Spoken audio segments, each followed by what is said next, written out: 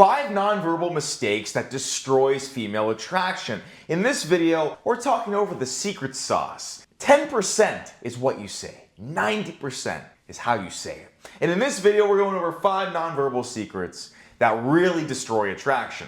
And these are things you don't even know you're doing, but women pick up on them on a subconscious level. After you master these, attraction will skyrocket. It's like voodoo magic. They won't even know what happened. You'll be in control. You'll have the power. Number 1, this one's very, very important. When you're communicating and interacting with a woman, you want them to do most of the talking. I talk about this all the time. This isn't a verbal video, but it should be like 70-30. 30% you talk, ask the questions. 70% of the time they should be talking. It gets them in a good state. When they are speaking, a massive mistake you can make on a nonverbal level is not physically show you're listening. So how do I know this stuff so well? I'm actually a certified mediator, an arbitrationist. Okay, I went to a school in Italy and I learned about how to do mediation and arbitration at a very, very high level. Literally at a university, I'm certified. And I learned the importance of showing you're listening, active listening, and how effective this is in making somebody feel heard and therefore desiring you and liking you. But especially with women. And the reason this is so important with women is they are going to be doing all the talking and they want to feel like things are going well. They're already nervous, anxious creatures. The last thing they want is to go on some tangent and ramble, which they want to do, but you find it disinteresting and they kill the vibe. They're very in their head and anxious about the vibe and the date and how things are going. How do we put them at ease? How do we make them feel comfortable? How do we lower anxiety to increase desire? We do that when they're rambling and we show we're listening with our body language. What does this physically look like? This can look like small head movements, right? If somebody's, let's say for this example, I'm standing up talking to a woman, obviously because I'm not sitting down. If I was standing up talking to a woman and I was like this and she was talking, I would tilt my head down and I would do slight nods like, oh, really? Do you see how that makes them feel heard? Without me having to throw in input, without me having to be like, I hear you, I completely understand. That's not smooth. That's not suavemente, okay? That's not Casanova. Casanova is confident, shoulders back, but at the same time, the head is a little down. And he's doing this very slowly. What does it say? I hear you. I understand. I relate to you. This makes sense. And that makes them want to talk more and more, which is an upward cycle of them feeling good. So it's a win-win-win-win-win. Infinite wins. And so what you need to be doing is when you're having a woman speak to you, you can't just sit there like this. Oh yeah. Oh, okay. Stiff, rigid. It feels forced. It looks forced. But when you get your body into it, you don't even have to say anything. They truly believe you care about what they're saying, which is massive for desire, massive for comfort. All of these things removes anxiety. And so you do that by leaning in. It's a slight lean, right? It's a slight physical lean. And it's a slight nod down. And it's eye contact. And you're going like this. Oh, really? Interesting. I have an inch. You don't need to inch yourself. And showing with your body language, and you could even do like, one of these. Oh, right? Oh. All these things are very, very good. Very, very powerful. And if you don't do them, you're gonna look like a stiff brick and then just be like, oh, I have to ask you a question now. Oh yeah, I think that too. It doesn't matter. And I can even see the same robot verbiage, but with the right tonality. Oh yeah, let me ask you a question now. Do you see the difference? Tonality, body language, I'm engaged. When you're physically engaged, they're gonna wanna talk more and they're gonna feel better and better and better. You have to do these things, you have to active listen. Number 2, not having curious and playful eye contact. Super important. Not only is eye contact a pillar of desire and attraction, it's the eyes of the soul. And that's the only indication, by the way, before you know a woman that she's even into you, is if she looks at you and maintains that eye contact. And so when you're discussing a conversation, when you're having a conversation with a woman, you should have great eye contact. Of course, it's not gonna be like, right? You're not just gonna fucking go all scary Gary. We'll call him Gary.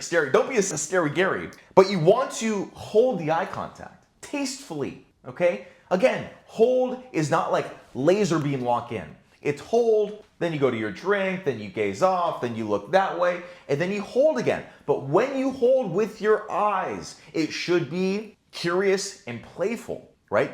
Different times. And by the way, the playful doesn't mean we're just like cracking jokes all the time. It's not what I mean. I have playful eye contact with a woman when I'm slamming her down. You can use the playful eye contact in many different use cases. It's not just when you're trying to be funny, which you should never be, to clarify. And so what does curious eye contact look like? That is a sign of active listening. And that is a way for you to signal to her that you are engaged. Okay? So if she's talking, this could be curious eye contact, right? It's a slight squint. It's a slight squint. It's showing I'm engaged. It's showing instead of, right? This is my eye contact when I am just maybe on my computer. You never want to have that with women.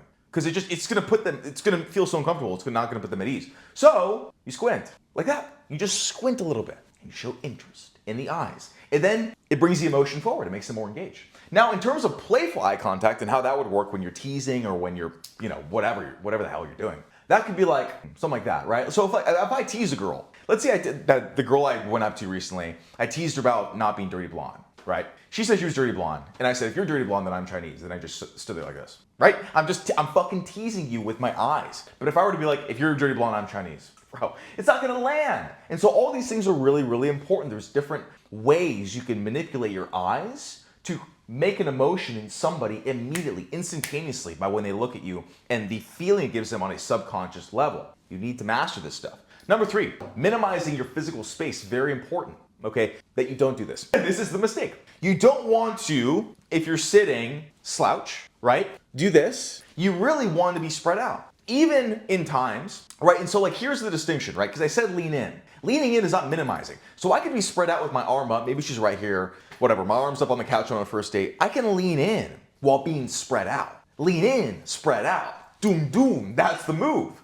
That's the move, right? You don't want to be like that. You don't want to minimize your physical space with your legs too, right? You don't want to be like sitting, right? You don't want to be like sitting down like this. No, you want your legs to be spread out. You want your arms to be spread out and you're engaged because this signals I'm confident. I don't fucking care. I'll do whatever I want. That's what it's signaling on a subconscious level. When you have body language and physical space where you're just like, like you're cowering, it signals on a subconscious level, I'm insecure, I'm timid, I'm passive, therefore you hate me. And so make it a point when you're sitting down, when you're on a date, when you're doing whatever, spread out and relax. You can cross your legs, but don't right? Spread out, relax, spread your arms, like grab something over here. Find something, whether it be a couch or a table or another chair, whatever it is. Ideally grab something with your arms or just do the best you can on the table you're at, given the circumstance. Very important. You don't want to diminish your physical space. Number 4, this is really, really important one. Doing all or nothing physical touch to break the touch barrier. This is so important. This is a massive mistake. And it's too aggressive and it's not smooth and it's not the real game. On a date, you're going to want to start to escalate and break touch barrier. Ideally, she breaks it before you. But nonetheless, you want to break these things smoothly, okay? Smoothly, not aggressively, because we're not there yet. We're just getting started. So what does that mean? That means, what would be all or nothing, right? All or nothing would be no touching at all, no touch barrier, and then like hand inside leg or something, right? Like all or nothing, we're just immediately right there. Or like there was no touching at the spot 1, and then touch 2 is just like boom, just something aggressive, right? Something forward, something 0 to 100. The way you break the touch barrier with your nonverbal communication is in conversation. I love doing backhanded taps. Very, very casually, very teasing-like in conversation. Oh yeah, I bet you like that tap, right? It's signaling and I'm getting her more comfortable with the fact that I'm touching her, but in a very disarming way, in a very casual way. This is like, I mean, imagine if I could do that to a guy, yeah, whatever, right? Same shit. And so you have to understand, for a woman to get to a place of intimacy, it is a slow climb, okay? With guys, we can be instantaneous. And so you don't want to startle them and make them feel uncomfortable by going from 0 to just like forcing the issue. You want to give these backhanded taps that are very important, maybe a slight hand on the back for like a millisecond. Do these things in moderation and warm up to them. By the end of the night, she will be very, very ready. Number 5, posture and presence diminishes masculine presence. This is super important. When you're walking, when you're standing, you want good posture. When you're sitting, you can lean a little, whatever, you can be relaxed. But like specifically when you're standing up, you want to show good posture, whether this be a cold approach or meeting them on the first time on the date. Don't get into the elevator to wherever it is you're going and be like, it's bad, really, really bad. Or if you're waiting for her and she walks up and you're like, just like leaning over and slouched over, your posture should always be tall. You should always have your shoulders back. You should always have your head back. And you should never put your hands or your arms in any way that would make you feel smaller or make you look smaller, right? Like the hand on the crotch thing is a really, really bad one because it signals a lot of insecurity on a subconscious level, right? She's waiting for you and she pulls up and you're like this. You look soft and timid. Just have your hands to your side, have a phone out. Not a big deal. Just relax and open up. Covering yourself like that or leaning forward or doing any sort of posture that isn't calm confidence and certainty is going to make them feel uneasy. They need to feel comfortable in your masculinity and your presence, that you can literally take care of them. This is primal.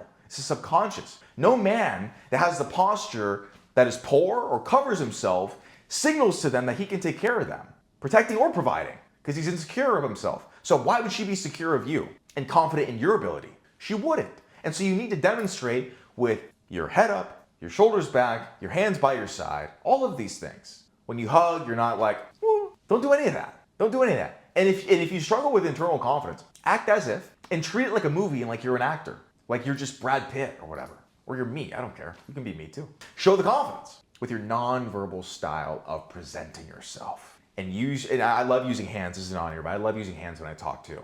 Just gets the point across further, helps them understand you more. And I haven't even gotten into tonality, which I will do in another video, but tonality is also very, very important. If you want me to make you a master when it comes to women and dating, click the links below. I'll see you in the next video.